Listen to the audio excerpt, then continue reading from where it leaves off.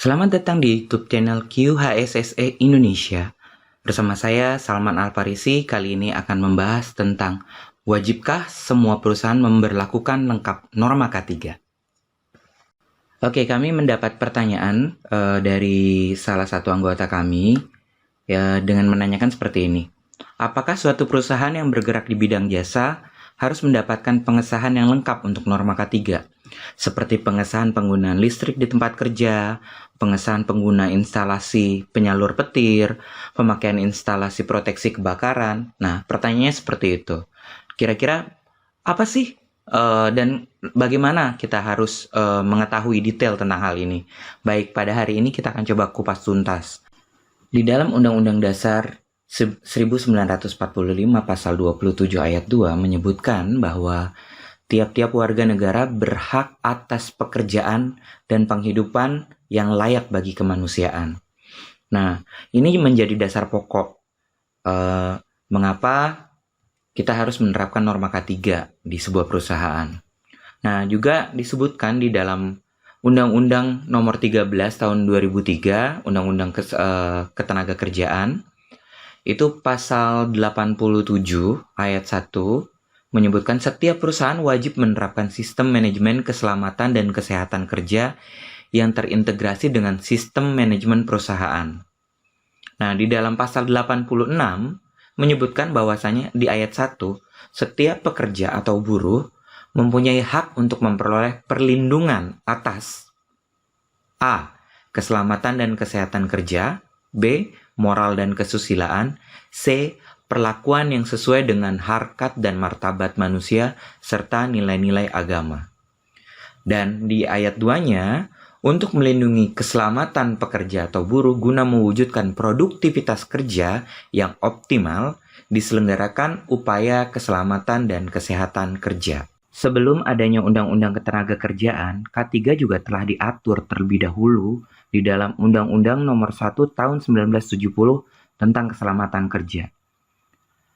Tempat kerja, apa yang dimaksud dengan tempat kerja? Di pasal 1 Undang-Undang Nomor 1 Tahun 1970 berbunyi, tempat kerja ialah tiap ruangan atau lapangan tertutup atau terbuka, bergerak atau tetap, di mana tenaga kerja bekerja atau yang sering dimasuki tenaga kerja untuk keperluan suatu usaha, dan di mana terdapat sumber atau sumber-sumber bahaya sebagaimana yang terperinci dalam pasal 2, termaksud tempat kerja ialah semua ruangan, lapangan, halaman, dan sekelilingnya yang merupakan bagian-bagian atau yang berhubungan dengan tempat kerja tersebut.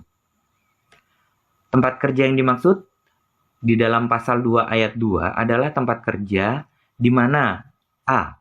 Dibuat, dicoba, dipakai, atau dipergunakan mesin, pesawat, alat perkakas, peralatan, atau instalasi yang berbahaya atau dapat menimbulkan kecelakaan, kebakaran, atau peledakan. B.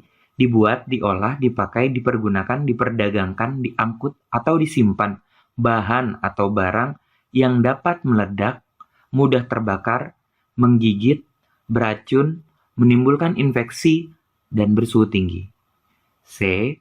Dikerjakan pembangunan, perbaikan, perawatan, pembersihan, atau pembongkaran rumah, gedung, atau bangunan lainnya, termasuk bangunan pengairan, saluran, atau terowongan di bawah tanah, dan sebagainya, atau di mana dilakukan pekerjaan persiapan.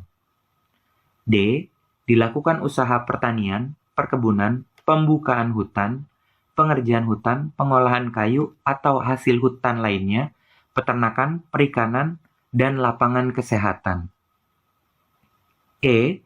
Dilakukan usaha pertambangan dan pengolahan emas, perak, logam atau biji logam lainnya, batu-batuan, gas, minyak atau mineral lainnya, baik di permukaan atau di dalam bumi, maupun di dasar perairan, dilakukan pengangkutan barang, binatang, atau manusia, baik di daratan melalui terowongan, di permukaan air, dalam air, maupun di udara. F. Dikerjakan bongkar muatan di kapal, perahu, dermaga, dok, stasiun, atau gudang. G. Dilakukan penyelaman, pengambilan benda dan pekerjaan lainnya di dalam air. H. dilakukan pekerjaan dalam ketinggian di atas permukaan tanah atau perairan. I. Dilakukan pekerjaan di bawah tekanan udara atau suhu yang tinggi atau yang rendah. J. Dilakukan pekerjaan yang mengandung bahaya tertimbun tanah, kejatuhan, terkena pelantingan benda, terjatuh atau terperosok, hanyut atau terpelanting. K. Dilakukan pekerjaan dalam tangki, sumur atau lubang. L. Terdapat atau menyebar suhu, kelembaban, debu, kotoran, api, asap, uap, gas, hembusan angin, cuaca, sinar atau radiasi, suara atau getaran. M. Dilakukan pembuangan atau pemusnahan sampah atau limbah. N. Dilakukan pencemaran penyiaran atau penerimaan radio, radar, televisi atau telepon. O. Dilakukan pendidikan, pembinaan, percobaan, penyelidikan atau riset atau penelitian yang digunakan alat teknis di dalamnya. P. Dibangkitkan, diubah, dikumpulkan, disimpan, dibagi-bagikan, atau disalurkan listrik, gas, minyak, atau air. Q. Diputar film, dipertunjukkan sandiwara, atau diselenggarakan rekreasi lainnya yang memakai peralatan, instalasi listrik, atau mekanik. Ini artinya, di tempat kerja, di mana dilakukan kegiatan di atas, diperlukan aturan K3. Lebih khusus lagi, aturan K3 dapat dilihat dalam PP nomor 50 tahun 2012 tentang penerapan sistem manajemen keselamatan dan kesehatan kerja. Pasal 5 menyebutkan ayat 1-nya setiap perusahaan wajib menerapkan SMK3 di perusahaannya. Yang kedua, kewajiban sebagaimana dimaksud pada ayat 1 berlaku bagi perusahaan A mempekerjakan pekerja buruh paling sedikit 100 orang atau B mempunyai tingkat potensi bahaya yang tinggi. Yang ketiga, ketentuan mengenai tingkat potensi bahaya yang tinggi sebagaimana dimaksud ayat 2 tadi, gitu ya, sesuai dengan ketentuan peraturan perundang-undangan. Ayat keempat, pengusaha dalam menerapkan SMK3 wajib berpedoman pada peraturan pemerintah ini dan ketentuan peraturan perundang-undangan serta dapat memperhatikan konvensi atau standar internasional. Nah, yang tadi yang dimaksud dengan tingkat potensi bahaya tinggi adalah perusahaan yang memiliki potensi bahaya yang dapat mengakibatkan kecelakaan yang merugikan jiwa manusia, terganggunya proses produksi, dan pencemaran lingkungan kerja. Maka untuk menjawab pertanyaan tadi, pada dasarnya jika perusahaan jasa konsultasi tadi mempekerjakan pekerja paling sedikit 100 orang, maka perusahaan tersebut wajib menerapkan SMK3 di dalamnya. Namun dari segi lingkungan kerja, perusahaan jasa konsultasi tadi itu umumnya minim potensi bahaya yang tinggi. Maka perusahaan tersebut tidak wajib menerapkan SMK3 di dalamnya. Oke, bagi perusahaan jasa konsultasi hukum di suatu gedung, dia hanya wajib mematuhi standar kerja sesuai dengan ketentuan K3 yang bukan wilayah pengelola gedung.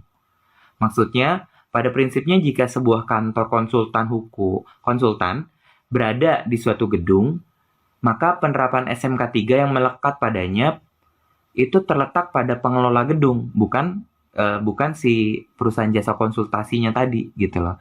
Jadi si pengelola gedungnya, misalnya nih, K3 penggunaan listrik, K3 elevator, K3 alat pemadaman kebakaran, dan sebagainya. Itu yang berkewajiban memenuhi SMK3-nya adalah si pengelola gedungnya, bukan si perusahaan jasa konsultasi yang ada di gedung tadi, gitu. Nah, semua itu dikelola oleh manajemen gedung. Jadi, tentunya kantor konsultan tadi tidak perlu mengelola seluruh aspek K3 seperti adanya yang di SMK3 tadi. Semoga jawaban tadi itu bisa membuat kita mengetahui bagaimana menentukan apakah perusahaan tadi wajib atau tidak untuk menerapkan lengkap norma K3. Terima kasih. Demikian presentasi kami kali ini. Semoga Anda menyukainya. Untuk Anda, agar Anda tidak ketinggalan video-video kami selanjutnya, silakan Anda subscribe YouTube channel kami di YouTube channel QHSSE Indonesia. Jika menurut Anda konten yang kami punya itu cukup menarik dan cukup baik, silakan Anda share ke teman Anda yang patut Anda berikan. Apabila Anda menyukai konten ini, silakan Anda berikan like di kolom like. Apabila Anda memiliki komentar, ide, feedback untuk kami, silakan tuliskan komentar tersebut di kolom komen. Terima kasih.